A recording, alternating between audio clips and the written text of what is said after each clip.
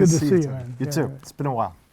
Yeah, it's been a long time. You know, I understand that Kent Hovind is going back in court on Monday, but that they've dropped the charges except for the contempt charges. And Right. Right. so he may be back in business here fairly soon. Right.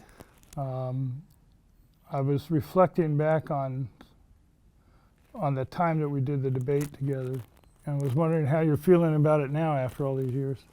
Right. Yeah, my thoughts have changed a bit on it. Back then I was rather dismissive of the creationist agenda, and I saw him as a complete and utter hypocrite, and I couldn't fathom why he had the following in Pensacola that he had and the status that he had. But after teaching here for 20 years and having lots of PCC students drop out, come into our classes and my class, I have a better sense of his appeal here. Well, Pensacola is that kind of, I mean, it's not just the creationist movement, it was the abortion movement and all of that, which, as you know, I was involved in. Right. But it seems to me that, well, this has gone on for a long time. There was a professor at Oklahoma named, I think it was Nelson Blick, or Glick, something like that. And he was an electronics engineer. And he took on the mantle of the denier of evolution, and ultimately he was censured by the entire science faculty of the University of Oklahoma.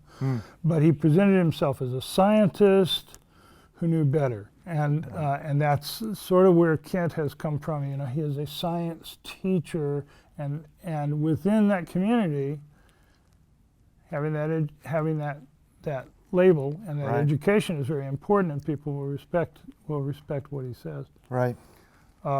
Ultimately, he believes what he believes, and he believes that he knows, when in fact he doesn't really know anything about science as it actually operates. I mean, so you think he sincerely believes what he espoused on the stage that day?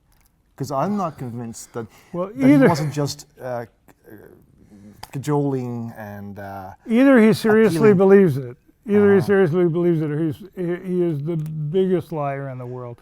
You know, in the sense that if he knows that what he's saying is wrong, and he's making, you know, he's done all the stuff that he's done. He's making videos, he's making money, he has Dino land, you know. Then it would have to be. I'm not even that cynical to think that he doesn't believe it. Well, I think he appealed to his base and his constituency, and told them what they wanted to hear, so to speak, and he was making lots of money off them listening. But his arguments were the same old ones brought out by the New Earth creationists and the fundamentals back in the 20s and 30s. There was nothing new under the sun. That's true. Kent, well, as you know, I always got along with Kent fairly well, and I was never rude to him. I think there were moments where he was rude to us. You know, when we're in a debate and we're presenting our perspective, and he's flashing counter signs on the screen behind us. That's rude. But basically, you know, I think Kent was a little different than some in that he would attempt to logically counter any argument that came along the way. And I remember one time I hit him with the idea that the largest wooden boat that we had ever built was like 300 feet, and anything over that couldn't be, you know. And then I asked him, what's a cubit? And immediately he knew what a cubit, you know, he told me the cubit, and we multiplied it out. It was like 450 feet too long. Yeah.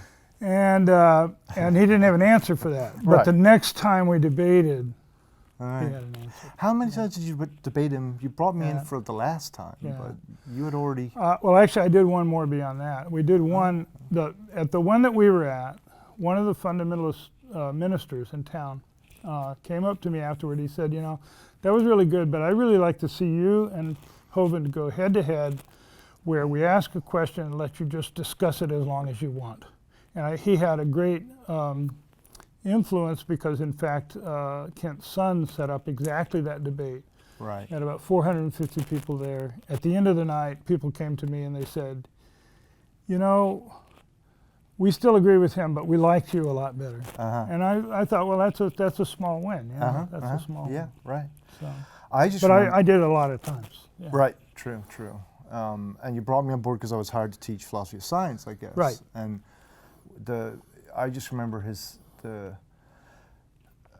kind of fraudulent, claim that he was offering $1 million for proof that evolution is true. And so I just thought all I needed to refute this view is that scientists don't talk about proof, and they talk about confirmation, and this is as confirmed a theory as theories get. But if you calling it a theory is not gainsaying any legitimate argument, and Well, calling it a theory is calling it an explanation. Right. From a scientific point. That's of view. right. But from his point of view, it was somehow merely speculative. Right.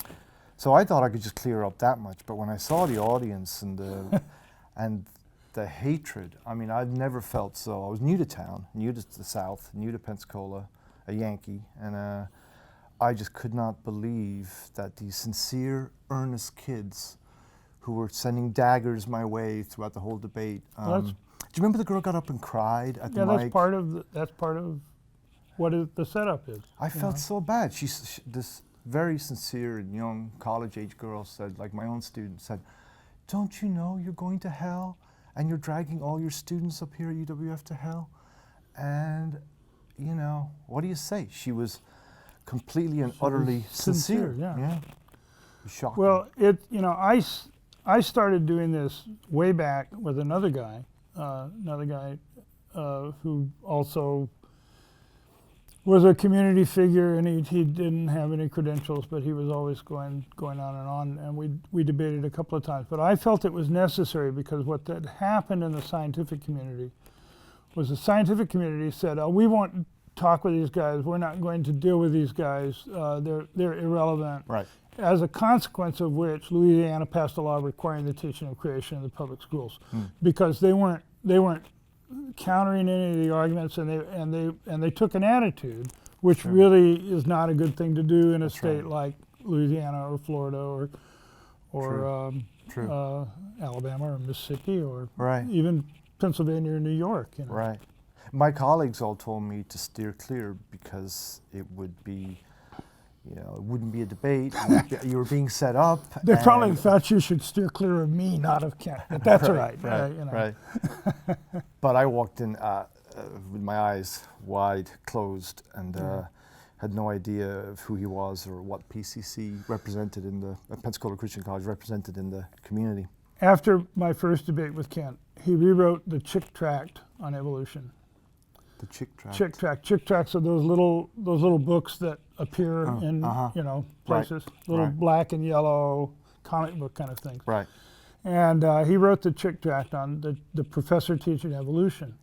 And it's interesting because the Christian in that tract looked remarkably like Kent Hovind. And the evil professor who threw the student out of class, which I've thrown them out for reading the newspaper, or for other things, using their cell phone. But I never threw anybody out for defending creation. Sure. In fact, I protected my fundamentalist students. But this professor who threw the student out for raising the issue of creation looked an awful lot like me, when I had black hair. Right. Yeah.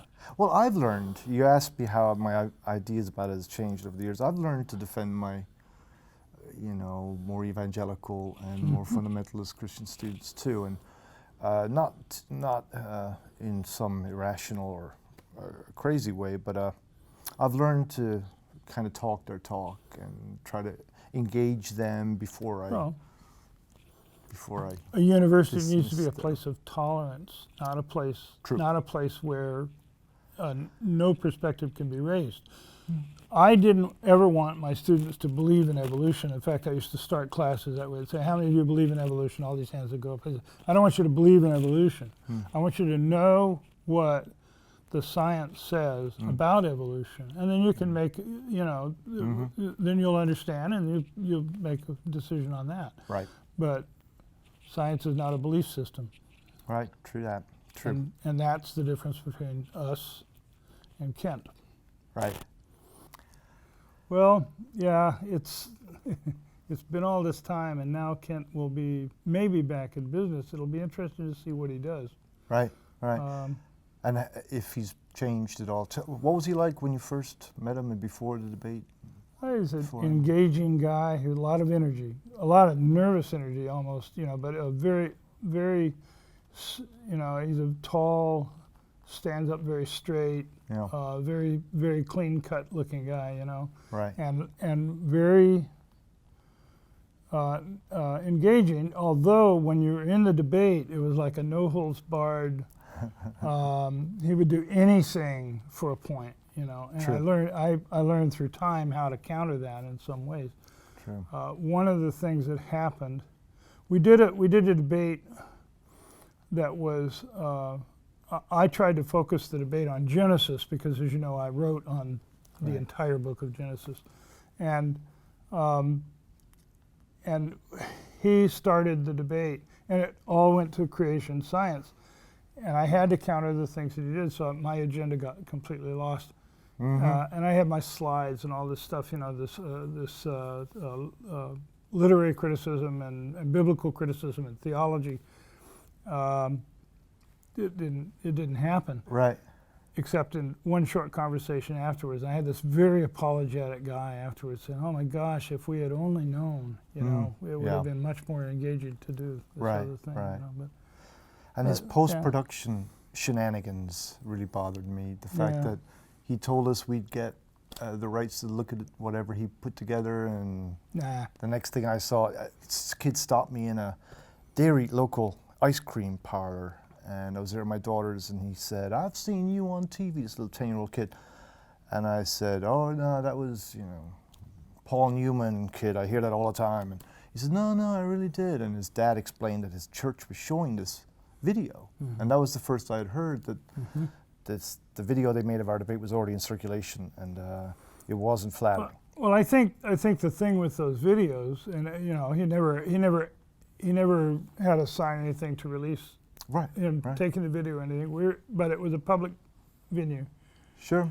And I don't care that he used the stuff. What I care about is the way he presents the material with all of these counter arguments woven in, because he's basically getting extra argument in. Yeah, which I was going to do with, as you know, I did a transcription. Right. And I was annotating that to annotate the whole thing from the point of view of what's wrong with his argument. Yeah, that would have been a great project, because it got zapped by the university. Yeah. I just remember his slides with the bananas, dogs, monkeys, people, and he says, "What happens if you breed two banana plants? You get more bananas. What happens if two dogs breed? You get more dogs. What happens if monkeys breed? You get people." And nowhere in Darwin's work will you hear that we descended from apes or monkeys or anything of the sort. So I tried to nail him on he agreed with intraspecies speciation, but and variation within a species, but he couldn't allow for new species to emerge. Basically, he accepts some aspects of cladistic, what we call cladistics. That's right. And at the same time, and they call it the kinds, I think, because that's what the biblical word was kinds. Right. But it's a just, word game. It is. It's very silly and a very semantic word game, because, as we all know, there's no difference between a new species emerging and variations within a species. The very same mechanisms are responsible for both. And if you're going to allow for variation within a species, then you got to go all the way to sometimes new species will develop. The difficulty that arises in the debates, especially when you have an audience that is hostile to, say, the scientific perspective, is that if one takes the time, if you're in a 2-minute slot, you cannot take the time to flesh out even one of the points, whereas Kent could offer 20 simple shotgun points, all of which seem very reasonable, all of which were totally false. Right. But each of which would take another 5 to 10 minutes to contradict, and that's what happened in every debate of that style. Yeah. When we did the one-on-one, Right. we were able to actually talk things out a little more, and I got more of my perspective. Sure. And when I see his former students from Pensacola Christian College come to a real university and take courses in biology and anatomy and zoology and all that, they're appropriately chastised and humbled by by what they find out. Yeah, and engaged by what they find out. Yeah. Well, Pensacola Christian College, which also has a high school, Pensacola Christian High School. Academy. Academy, right? And they educate a lot of people in the Pensacola area. Mm-hmm. They have a reputation for having a very good high school. Now, that's a reputation within certain communities. Mm-hmm. We've had, as you know, many students who came to this university, the University of West Florida, from Pensacola Christian. And it's one kind of shock to come from a junior college or a state college to a university. It's another kind of shock to come from a fundamentalist institution that has strong rules about what its students and faculty can or cannot do. Their faculty cannot speak off campus without permission from the dean. Yeah. And those kinds of things. Their students can't go to Starbucks. Right. Their students couldn't go to the flower shop. They always have to have somebody with them. Those kind of things. And you hear those stories from the students who come here who then are saying, well, wow. Yeah, they were kicked out for demerits very often, the students from there. And you would get a maximal number of demerits for making eye babies. If you maintained eye contact with a member of the opposite sex for too long, it was called making eye babies. I never heard that one, but I heard a lot of bad stories. Right. Yeah. Wow.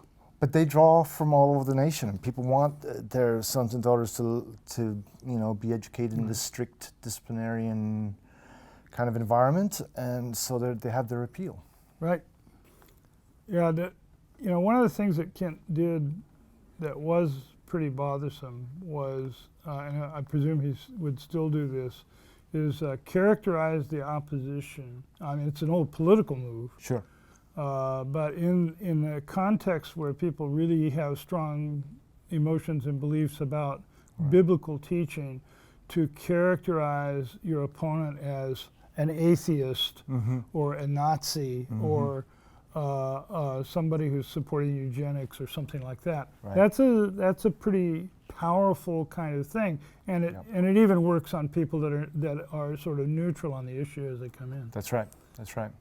I mean, it's based on a completely flawed notion of a kind of survival of the fittest, which is not what Hamiltonian natural selection infers at all. But yeah, it's as you said, easy to swallow, value-laden way of spinning evolution via natural selection.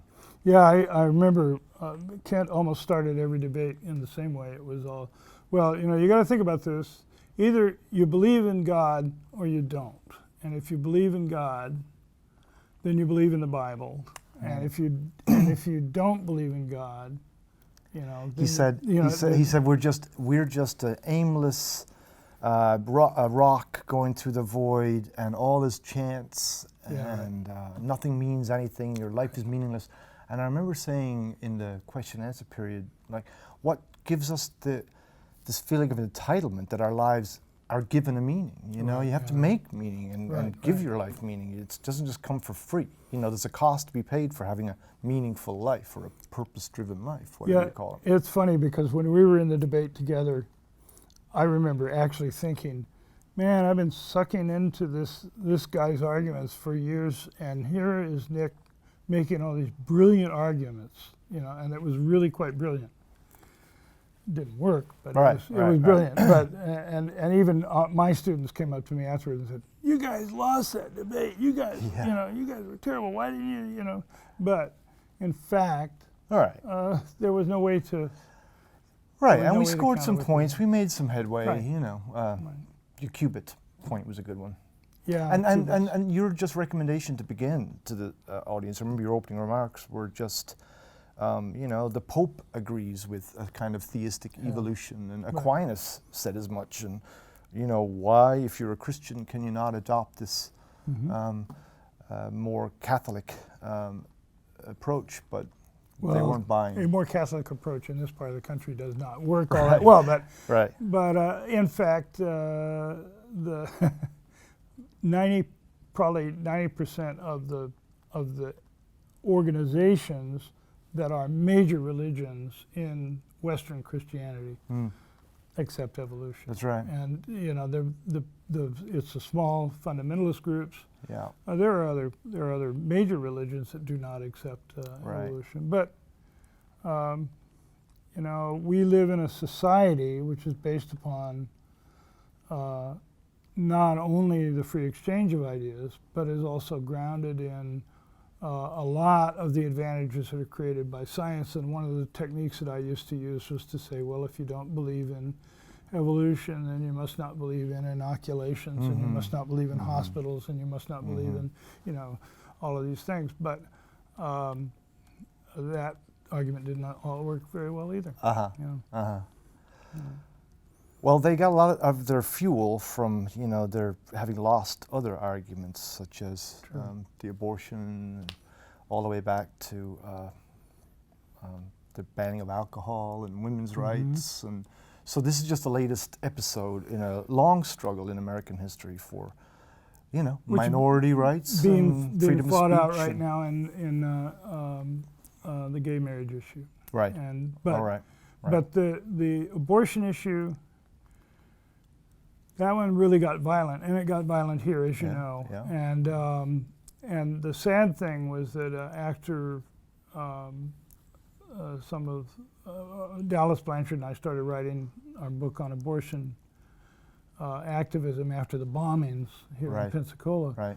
Took us a long time to write the book. And about 7 years later, we were publishing the book, and it came out the week David Gunn was shot. And in that issue, things really went very far, very far in a bad direction. I don't think evolution is the same kind of issue in the sense that, you know, I think the argument, for those who want to make the argument, is one more about getting an advantage in a community that will make you money. I'm sorry. I'm that cynical. That's right. Yeah. You know, it's a money thing. In part. Agreed. Yeah. So we're not lawyers, but what do you think of the whole tax fraud and mail fraud charges? Do you think, were the feds throwing the book at him? Or do you think, like I, that Pensacola Christian College has been structuring its own assets for many years and needs to be prosecuted? Well, I think it was funny that PCC sort of distanced themselves from Kent Hovind as all of this came out, because they had their own issues. Right. But I think that's the case. But Kent is, if nothing else, an extremely stubborn guy. And like most of the people that I know with that kind of personality, who, you know, in his mind, you know, ask, does he believe what he argues? Yes. He also believes that what he is doing as a ministry, and he believes it very strongly, and he believes very strongly that Dino Land is a ministry. Right. And if you've ever been there, I kind of have a tendency to agree with that, you know. However, does that make it tax exempt? Because many activities that tax exempt organizations engage in are not tax exempt. Right. And so the argument becomes one of how much of Kent Hovind's empire is tax exempt and how much not. He has had his day in court. Evidently, he has done well, or he has at least outlasted them by staying in jail for a long time and wearing them down. Right. So that we're going to be done with this. Right. Yeah, I was shocked when I first moved here to see the resource-rich campus that is Pensacola Christian College. And non-accredited, a couple of their programs were accredited, but for the most part, it's very rich and well endowed, but intellectually just very thin, let's say. But they're one of Amazon's largest customers this side of the Mississippi, I've heard. I mean, they're an incredible textbook publishing empire over there. Right. And they don't even, pay property taxes in the city of Pensacola. Mm-hmm. And if you mention this, that Pensacola Christian College's status and stature in this town is it's impeccable. It's untouchable politically. So maybe this is a crack that drives a wedge in between their status as a church. But I'm not, like I said, we're not lawyers. Well, and Kent is an individual, and Right. his all of the things that he was doing, focused as they were on creation science, still sets him apart from the wider issues that are going on in the fundamentalist community. And I know I have a lot of friends who are very conservative Christians. Mm-hmm. They have been active in the politics nationally. They're lovely people. Mm-hmm. We agree to disagree on some things, and I'm sort of that way with Kent. We don't agree to disagree. He agrees that I'm wrong. Right. And but the fact is that I don't really care if somebody believes in evolution or not. I just want them to understand the science. Right. Right. And so I'm not out there. And now being retired, I'm really out of the picture. I sit out in the woods and write poetry and right. don't worry about it anymore. Yeah. So. Well, I just think he's not only intellectually disrespectable and with no real relevance to intellectual academic circles, but he's a fraud. When the post-production shenanigans he pulled on the videotapes that he made of our debate, when he said he'd give us clearance before anything else was broadcast and out there, that's shameful. And to you, he made this promise. Now, he didn't know me from Adam, but he went back on his own word, and that's... Well, not in that respect, I would say it's not very Christian, but right. But that would be a barb I probably should not throw. Right. Right. But I've thrown it, so what right. the hell? Yeah. The fact is that anthropologists, which is what I am, are people who believe people are basically good. The sociologists believe they're basically evil, and I do still have a strong sense that people need to be able to believe what they want to believe. Mm-hmm. And as long as they're not trying to force those ideas on somebody else. Right. And Kent is trying to convince other people with fallacious logic and dirty tricks and all of that kind of stuff, but he's still trying to convince. He's not trying to force anybody to do anything. Right. It's just the dirty tricks slides over into fraudulent, intellectually dishonest I've seen dirty practices. Tricks slide over into murder, so Kent doesn't look so bad from that point of view. Yeah. So, and the again, I would contrast what happened in the abortion movement to what's happened in this, and this is small stuff. It's really not that important. It is. It's true. And it's not just the South. It's not just Pensacola. Mm-hmm. It's not just the South. It's a uniquely American phenomenon. Well, actually, British culture is almost as bad right now. Yeah.